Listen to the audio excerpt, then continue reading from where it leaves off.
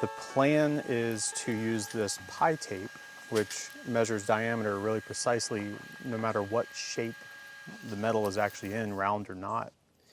There's a 0 right here, and then measurements starting 28 there, 29 there, and the way it's split up is in thousandths. So this is 6 thousandths.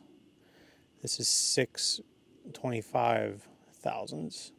This video isn't about how to read this scale. But the nice thing is, say I wanted to make this smaller. If I put a 0 mark right here, corresponding with that 0, and I wanted to cut this down to 28 inches, I would go over to this 28, cut that out, roll it on the hoop roller, re-weld it, and it would be fit. So you're going to see two types of hoops being made. We have the suspension hoops, which are these wider hoops, and these hold up the bowl on the timpani like this. And we're also going to be making the counter hoops, or the drum rims that hold the drum head down. So this is the 7/16 square versus that wider piece of metal. And it holds down a drum head like this.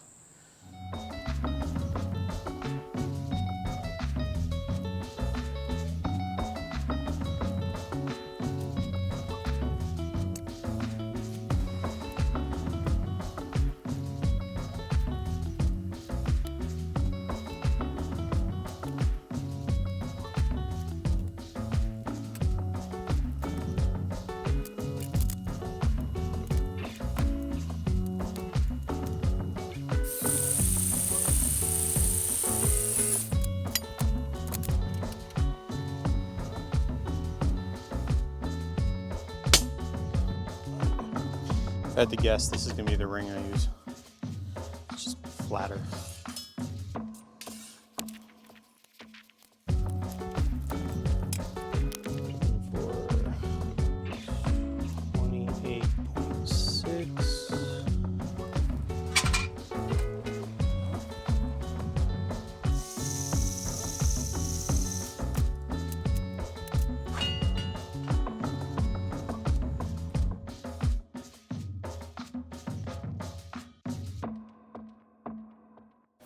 So I'm using a process called MIG welding.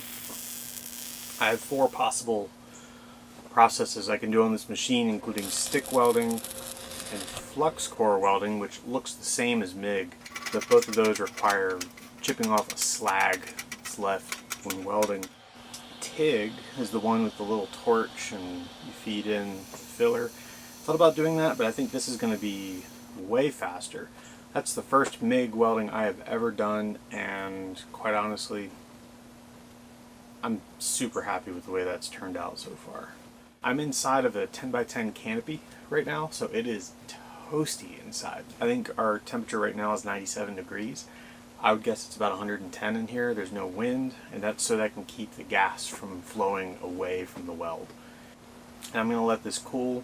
I'm going to go cool off, and then come back and knock out a bunch of hoops. After welding, I'll sand everything down and hopefully blend it in and look like one piece.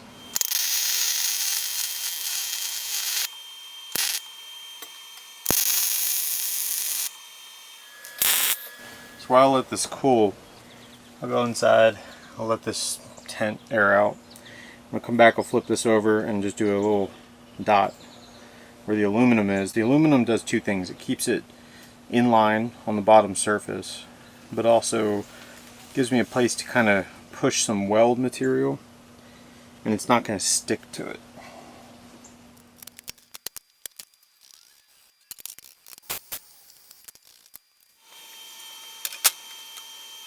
So this is a cutoff piece. It's the same outer diameter as this ring I'm making. So I'm using this to kind of gauge where to clamp this weld point down here, because right now I can still kind of pull this and push it.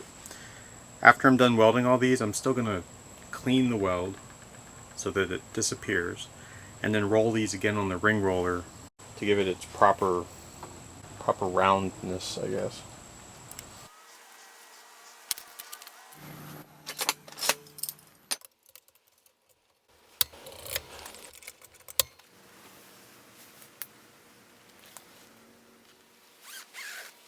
So the reason I go through the trouble to get it clamped to a plate rather than just welding it together is because the flatness is actually more important than the roundness.